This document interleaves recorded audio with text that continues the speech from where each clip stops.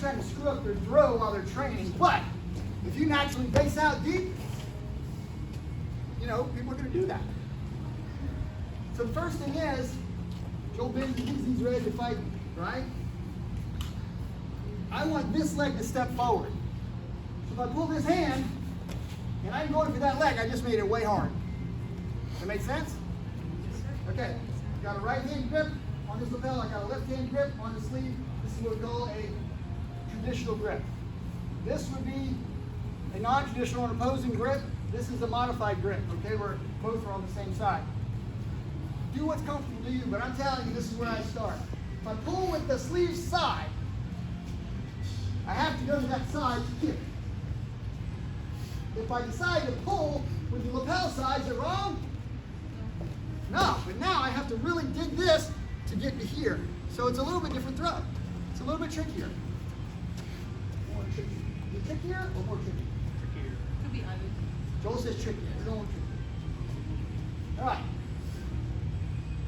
He doesn't want to get thrown, so he takes a stance and really bases out, right? So I go to pull him, and he gets wide, right? And now I'm like, crap, how am I going to get all the way to here? First of all, you really can if you want to. Which I can. First of all, once it takes a deep stance, take a deep stance. Guess which way he's really strong?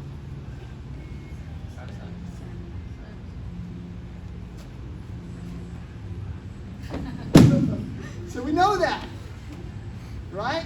He's actually reasonably strong this way as well because of his toes. You know, the foot goes this way. If he had feet on the back side as well as the front side, not only would he be a genetic anomaly and probably could make a lot of money in the circus, but he wouldn't be easy to throw. You guys thought I was going to like dog somebody with weird feet. I'm thinking that would be good for base. So we go here, he gets wide. And I'm like, crap, how am I going to get to there? Right? Remember, he's weak this way, right? So I'm just going to step deep where I was, and I'm going to start pushing up as I step here. And get home. Okay? So I got to get him up. A little bit different than this one. Watch. He steps normally.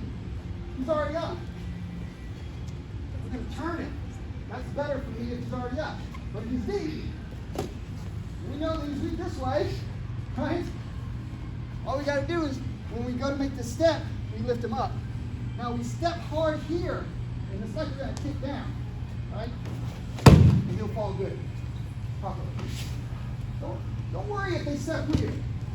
Look at it and try to decide what you're going to do. Right? He steps weird, gets wide. Hey, what am I going to do with that? No problem. I'll just do a different throw. Right? Vicinity steps weird. Right? I pull him. Let's pull him again. Hey, there. I'll take that one. Okay? Pull him again. Get him to make the step that you want so that you can make your throw. Control his movement. Control his balance in the face. Believe it or not, we think this is strong, but in truth, it's only strong if I'm leaning on it. Now this is strong, right? Because he's my base forward, he doesn't want to fall. He's my base backwards because he doesn't want to fall. We're both each other's base side to side, right? So this is strong, but when I'm up, if he goes wide, man, I mean, I could pull him down this way, I can shove him back this way, right? If he's wide, no problem. I can slide in here and make a different kind of a throw. There's a lot of things you can do. Don't panic. Work it one more time. You go like it again. Not how I fight, but a great way to train safely. I pull. I step two, I break balance. I'm going to drive this hand all the way to the ground, but I'm not going to nail him with it. Watch.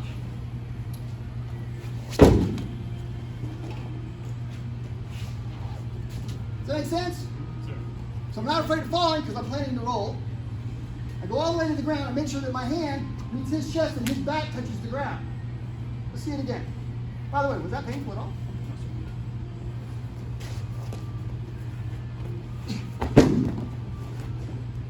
Does that make sense? Yes, sir. It's a training tool. Don't fight with the roll. Slam them and then go to the arm bar, right? The rollout enables you to control the throw all the way to the ground. Once you get here, you're just trying not to land on them. Okay? Does that make sense? It's just a training method if you like. Okay. check. Pull. This is what we did last time. Okay? Pull. This time we're going to go to the outside. Now, it's going to be hard for you to really reach him all the way up here. It's possible, but his leg, Joel's going to bounce really good on his left leg. And I'm going to lift this. His leg is going to kind of get stuck right here. My leg won't go up any higher. Does that make sense? So I'm going to land right on him. Squish him. Which I love to squish people. Right? Big pull. I step here. I lift. And then I land. Boop, just like that. Super nice, super gentle. This is minor outer read.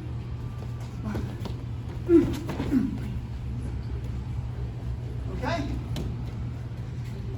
A little more combat application. This elbow is going to be right in his solar plexus when I make the fall. I hit him, he goes down, I go bop. Right? Boop. And I jump right over to the side control. Okay? Makes sense? Yes, sir. So major outer reap on the outside of the legs, major outer reap, I'm stuck with the left, outside, kicking with the right.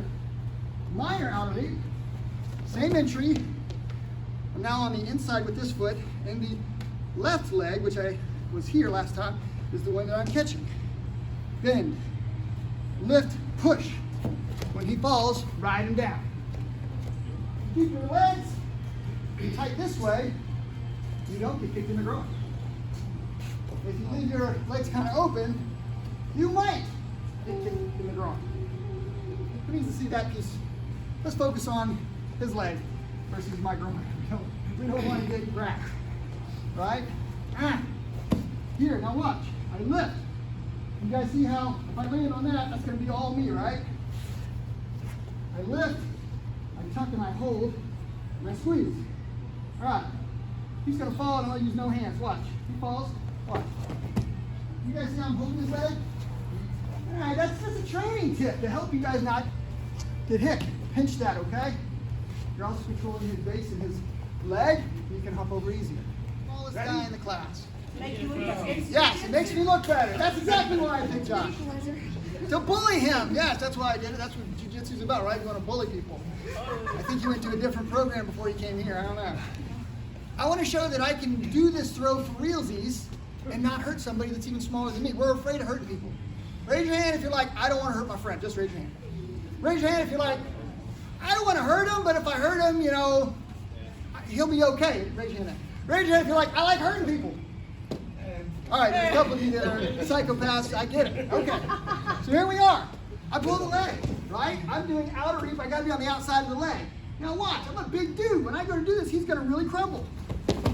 Right? And I protected him by keeping my hands out and kind of rolling off to the side. No body-to-body contact. So you can do this and drive it, okay? If I want to make body-to-body contact, I got to do this, got to entangle it, I got to go squish. Right? Now, I can set up my next technique, right? And then I can watch TV on him like a dead man when I'm done. He wakes back up, I hit him, and go back to watching TV. Don't be afraid to hurt your friend.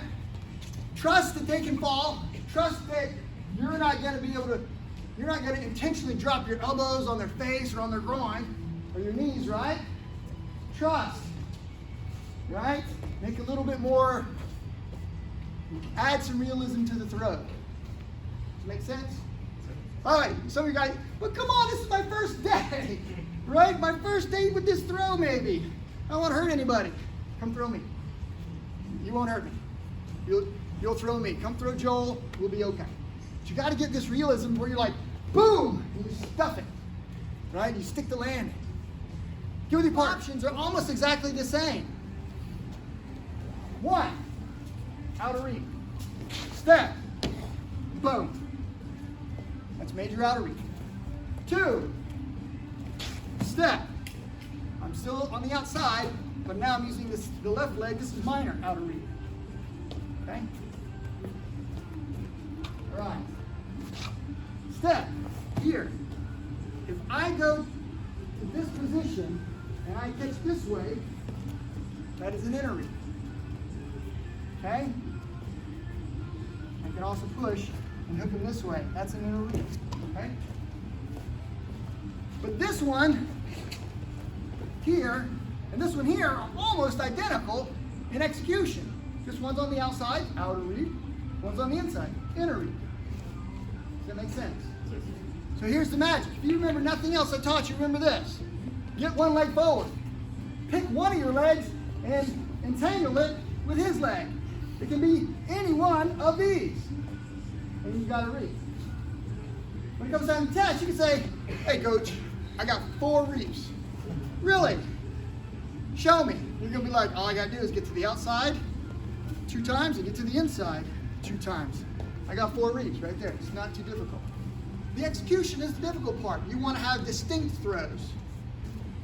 So this throw, right, is distinct, even though I use this part of my leg to throw, but it looks way different than this throw. Okay? The execution is different, even though the leg did the same thing both times. You guys see the difference? Just play with it. Like, Joel, I don't know which reap I'm gonna do today. Can I work on some reaps? All right, I'm gonna pull this leg. I'm just gonna do something. Okay, that works. Let's do this. Okay, that works. Let's do this. Right? And then ultimately, let's do this. Right? I may have shown that one twice actually, just on different legs. Have some fun with these things. Work these things. Get your reaping good. We must fight.